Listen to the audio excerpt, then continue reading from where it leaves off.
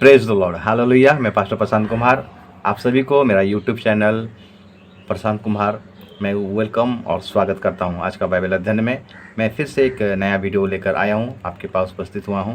और मेरा YouTube channel को आप ज़रूर सब्सक्राइब और लाइक कीजिएगा और बेल आइकन का हिट कर लीजिएगा, ताकि आने वाला नोटिफिकेशन फिर से मैं एक नया वीडियो को अगर अपलोड करूँगा तो आप बिना रुकावट उसको देख सकते हैं। आइए आज का बाइबल अध्ययन को आरंभ करने से पहले एक छोटा सा प्रार्थना करेंगे और आज का वचन को हम ध्यान करेंगे। सर्वशक्तिमान परमेश्वर, हम आपका धन्यवाद करते प्रभु, आपका स्तुति और प्रशंसा की तारीफ करते हैं, आपका जय जयकार करते हैं प्रभु। आपने हमें सुंदर मौका, सुंदर समय दिया, आज का दिन को देखने के लिए अनुग्रह किया, जिंदों की ज़मीन में जिंदा रखा। धन्य परमेश्वर, हम आपका वेलकम स्वागत करते हैं हम लोग का बीच में प्रभु। आइए और आपकी उपस्थिति को दीजिए। आज का बाइबल अध्ययन में हमें अगुवाई कीजिए, हमें लीड कीजिए प्रभु। आज का वचन के द्वारा हमसे बातें कीजिए। जितने भी प्रभु यूट्यूब चैनल में जितने भी लोग तेरे लोग देखेंगे और देखने वाले हैं, सभी को आप आशीष और अनुग्रह कीजिए। मैं अपने आप को भी तेरे हाथ में समर्पण करता हूँ। आरंभ से लेकर अंत तक तू मुझे अगुवाई कर, तू मुझे गुरु बन, तू मेरा लीडर बन, तू मुझे शिक्षा दे, तू मुझे टीच कर। शैतान का हर प्रकार डिस्टर्बेंस की आत्माओं को यीशु के नाम से कैंसिल करता हूँ। अब तक संभाला प्रभु, आगे भी अगुवाई कर। सारे आदर महिमा आपको देते प्रार्थना आपके पुत्र उद्धारकर्ता यीशु के नाम से मांगता हूँ, आमीन। परमेश्वर के नाम का स्तुति हो, परमेश्वर के नाम का महिमा हो। आइए आज का वचन को हम ध्यान करेंगे, जो आपको मिलेगा लूका रचित सुसमाचार का 13 अध्याय को हम निकालेंगे। लूका 13 अध्याय और उसका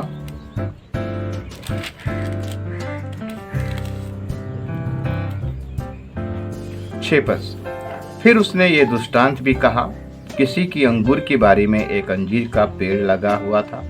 वो उसमें फल ढूंढने आया, परंतु ना पाया। तब उसने बारी के रखवाले से कहा, देख, 3 वर्ष से मैं इस अंजीर के पेड़ में फल ढूंढने आता हूँ, परंतु नहीं पाता। इसे काट डाल कि ये भूमि को भी क्यों रोके रहे। उसने उसको उत्तर दिया, हे स्वामी, इससे इस वर्ष और रहने दे कि मैं इसके चारों ओर खोद कर खाद डाल दूं। यदि आगे को फले तो भला, नहीं तो उसे काट डालना। परमेश्वर इस वचन के द्वारा हमसे बातें करे, परमेश्वर इस वचन के द्वारा हमें आशीष और अनुग्रह करे।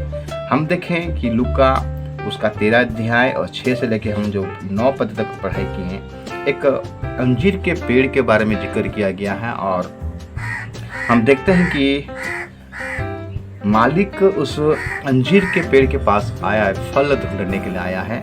लेकिन हम देखते हैं कि उसमें 7 पद जो पढ़ते हैं, तब उसने बारी के रखवाले से कहा, देख, 3 वर्ष से मैं इस अंजीर के पेड़ में फल ढूंढने आता हूँ, परंतु नहीं पाता।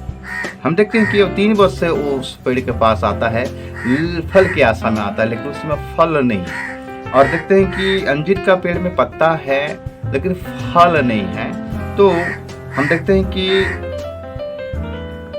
7 पद में लिखता है, तब उसने बारी के रखवाले से कहा, देख, 3 वर्ष से मैं इस अंजीर के पेड़ में फल ढूंढने आता हूँ, परंतु नहीं पाता।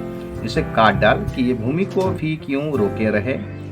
उसने उसको उत्तर दिया, हे स्वामी, इससे इस वर्ष और रहने दे कि मैं इसके चारों ओर खोद कर खाद डालूं। यदि आगे को वो फले तो भला, नहीं तो उससे काट डालना। मेरे प्रियो, ये आत्मिक विषय है। आज हम देखते हैं कि अंजीर का पेड़ एक विश्वासी को दर्शाता है, अंजीर का पेड़ इस्राएलियों को दर्शाता है, अंजीर का पेड़ हम देखते हैं कि मंडली के विश्वासीगण को दर्शाता है। और प्रभु उस पेड़ को देखने के लिए आता था फल की आशा में, और देखते हैं कि उस पेड़ में फल नहीं है। तो आज भी अगर हम कलीसिया को ध्यान करेंगे मेरे प्रियो, कि हम अंतिम समय में हैं और प्रभु हमें बार बार मौका देता कि हम फूलें, हम हमारे जीवन में फल देखना चाहता है। जिस प्रकार यूहन्ना 15 अध्याय उसका 16 पद को पढ़ाई करते हैं, वहाँ लिखता है कि तूने मुझे चुना, मैंने तुमको चुना, तुम जाकर फल लाओ, तुम्हारा फल बना रहे। तो मेरे प्रिय, यहाँ पर देखते हैं कि उसको 3 वर्ष से वो मालिक उस पेड़ के पास आता है, लेकिन कोई फल नहीं देता है। तो मालिक गुस्सा हो जाता है, बोलता है कि भूमि को क्यों रोके रहता है, मैंने भूमि को क्यों खराब करता है, इसको क्या कर, काट डाल।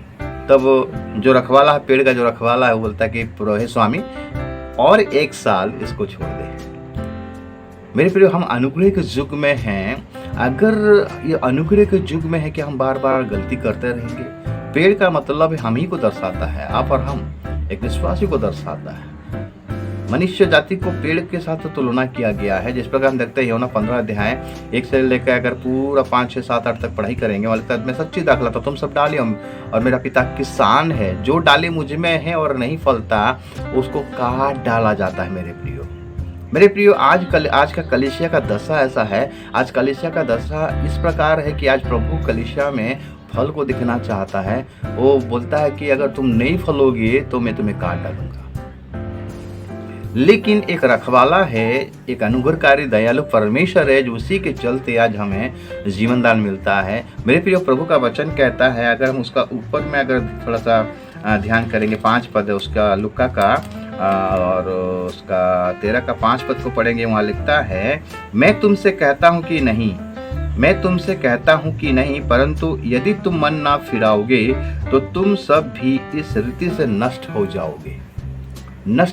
मेरे प्रिय, मन अगर हम नहीं फिराएंगे और उस रीति से अगर हम मर जाते हैं तो हमारा जगह, हमारा स्थान बदल जाएगा, हमारा जगह नरक चला जाएगा। मेरे प्रिय, एक तो मरेंगे, दूसरी बार हमारा अनंत मृत्यु हो जाएगा।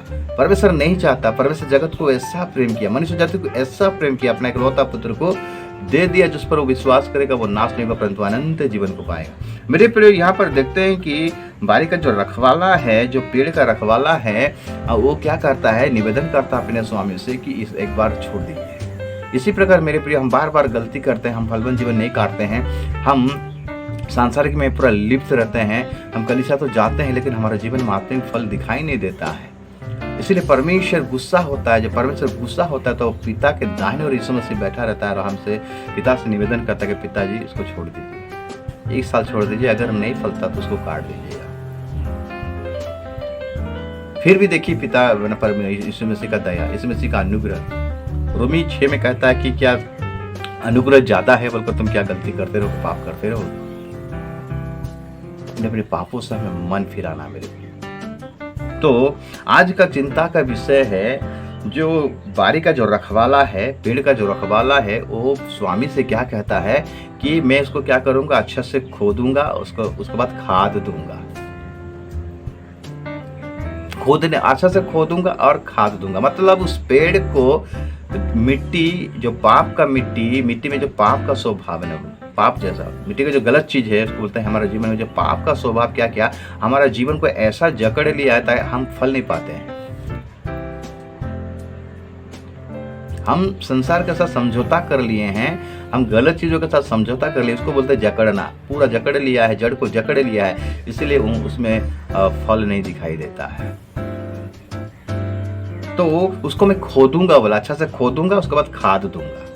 खाद क्या खोदेगा, क्या और खाद क्या देगा, क्या खोदना है, सारे बुरे विषयों को क्या करना है, खोदना है।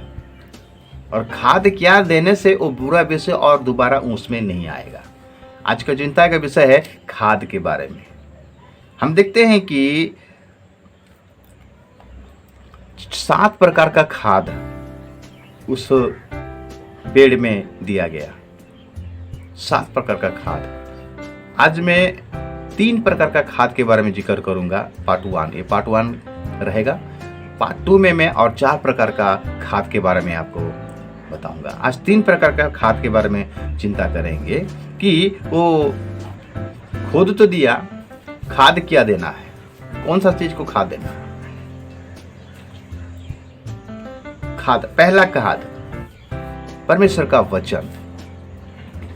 आत्मिक अर्थ में पेड़ का मतलब एक विश्वासी, अगर विश्वासी के जीवन में अगर फल नहीं है तो वो उस विश्वासी को क्या चिंता करना चाहिए, उसके अपना जीवन में जो गलत चीज उसको निकालना है, मतलब खोदना है, और उसके बाद उसमें खाद को देना है। कौन सा खाद देना है, आज 7 प्रकार के खाद के बारे में हम जिक्र करेंगे। आज ये पार्ट 1 में मैं 3 प्रकार के खाद के बारे में जिक्र करूंगा। पहला खाद परमेश्वर का वचन। परमेश्वर का वचन, अगर हम भजन संहिता 1 अध्याय और उसका 2 और 3 को अगर पढ़ाई करेंगे, भजन संहिता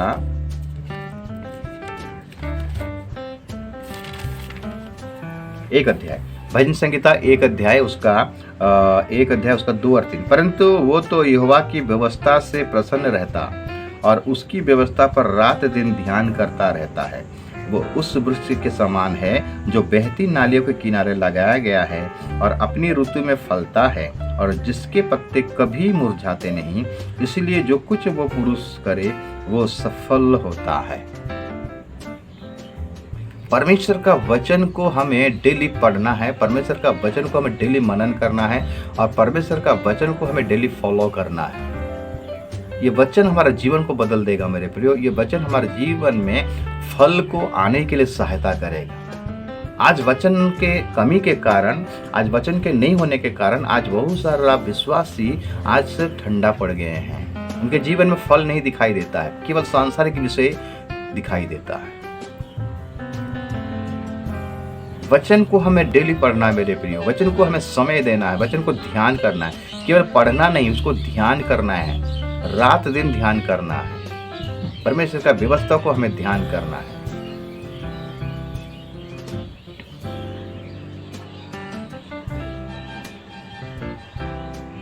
यीशु को परमेश्वर जब वो इस्राएल का गवाह के रूप में चुना गया, यीशु उसका एक अध्याय और उसका हम अगर पढ़ाई करेंगे, यहोशू का किताब उसका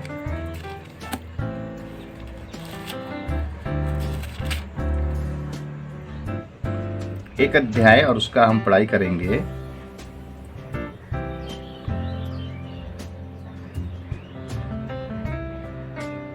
6 पद। इसलिए हियाव बांध कर दृढ़ हो जा, क्योंकि जिस देश के दिन देने की शपथ मैंने इन लोगों के पूर्वजों से खाई थी उसका अधिकारित्व तू इन्हें करेगा।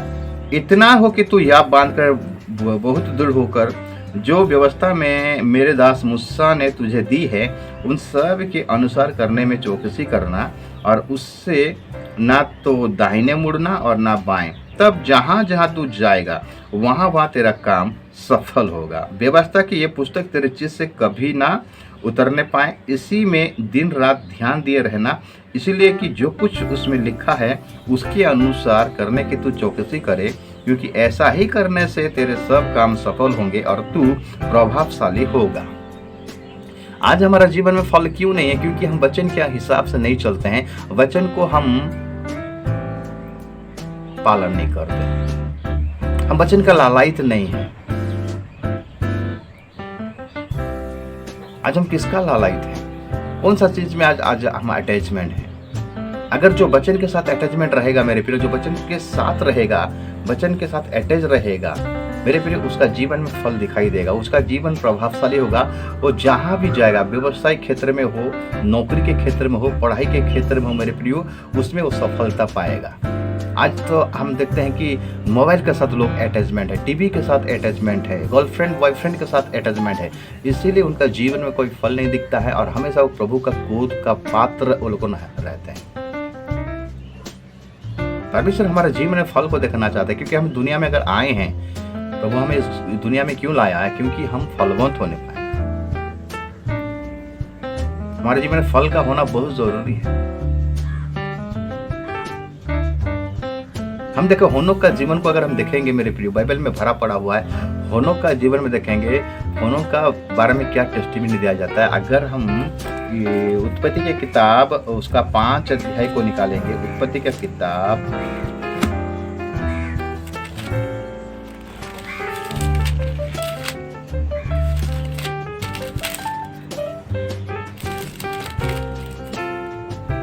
22 से पढ़ेंगे। मतुसलह के जन्म के पश्चात होनोक 300 वर्ष तक परमेश्वर के साथ साथ चलता रहा और उसके और भी बेटे बेटियां उत्पन्न हुई। इस प्रकार होनोक की कुल आयु 365 वर्ष की हुई। होनोक परमेश्वर के साथ साथ चलता था, फिर वो लुप्त हो गया क्योंकि परमेश्वर ने उसे उठा लिया। होनोक परमेश्वर के साथ साथ चलता था मेरे प्रियो। आज हम किसके साथ चलते हैं? मोबाइल के साथ चलते हैं, फेसबुक के साथ चलते हैं।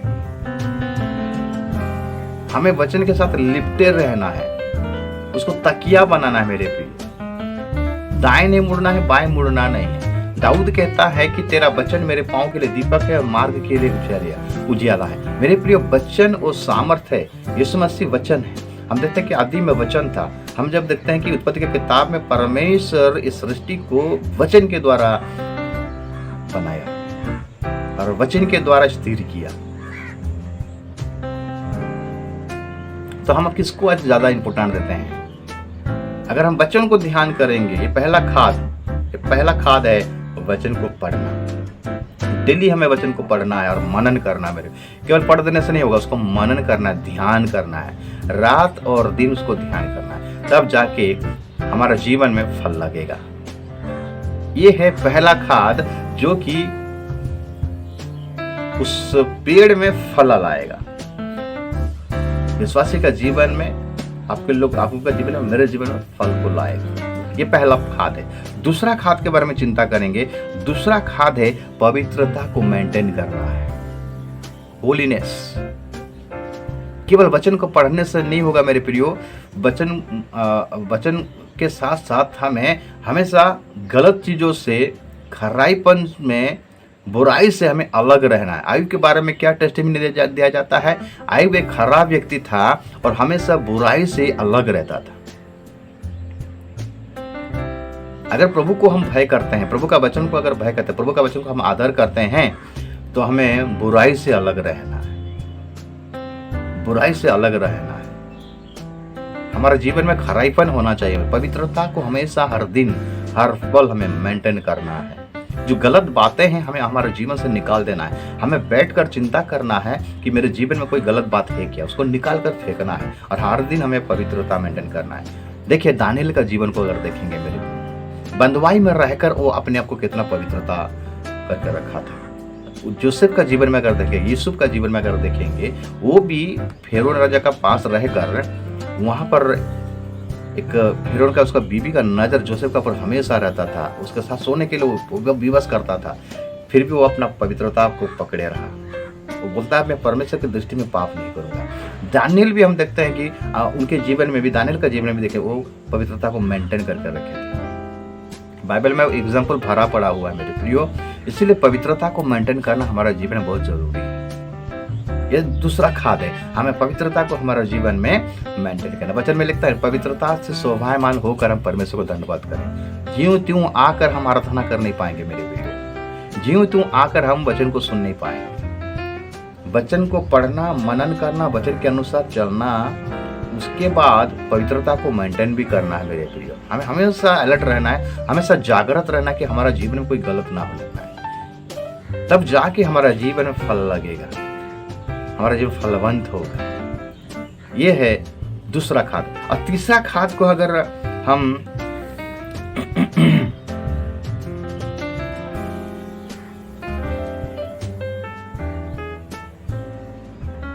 तीसरा खाद है परमेश्वर के साथ लगे रहना है।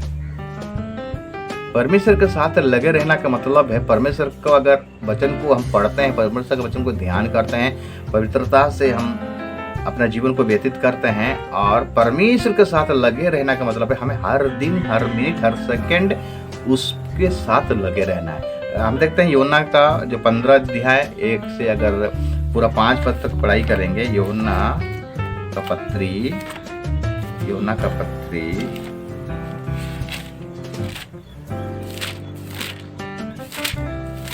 15 अध्याय और उसका 1 से लेके 4 पद से पढ़ाई करेंगे। तुम मुझ में बने रहो और मैं तुम में। जैसे डाली यदि दाखलता में बनी ना रहे तो अपने आप से नहीं फल सकती, वैसे ही तुम भी यदि मुझ में बने ना रहो तो नहीं फल सकते। मैं दाखलता हूँ, तुम डालियाँ हो। जो मुझ में बना रहता है और मैं उसमें, वो बहुत फल लाता है, क्योंकि मुझसे अलग होकर तुम कुछ भी नहीं कर सकते।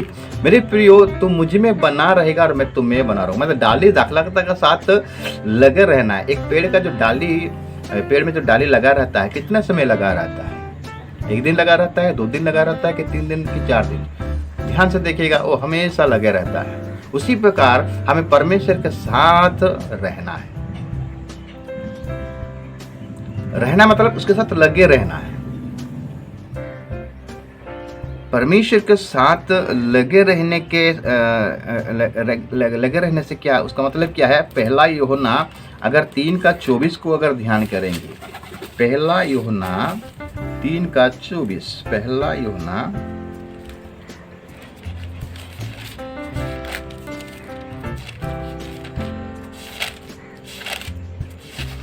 3:24 क्या कहता है?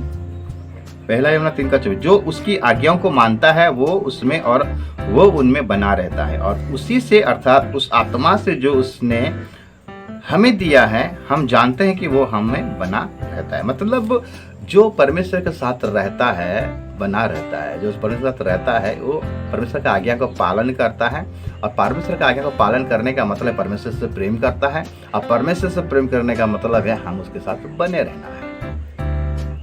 मेरे प्रियो, यीशु मसीह अपने 12 चेलों को जब नियुक्त किया, पहले वो उसके साथ रहने के लिए बोला गया, मेरे साथ पहले रहो। क्यों?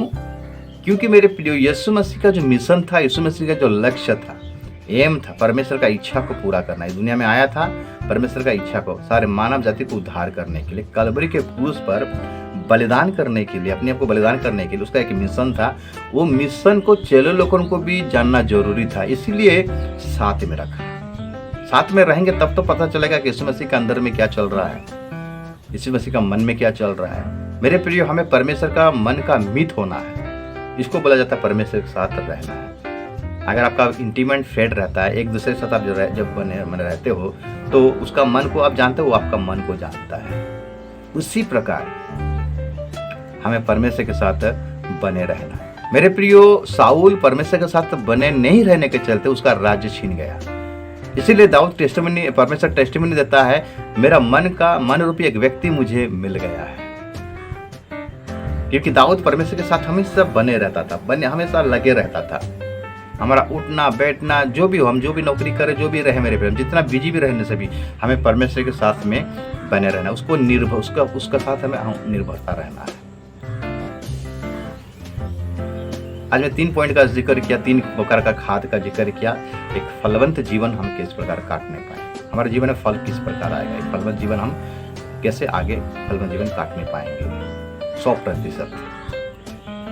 ये पहला भाग था।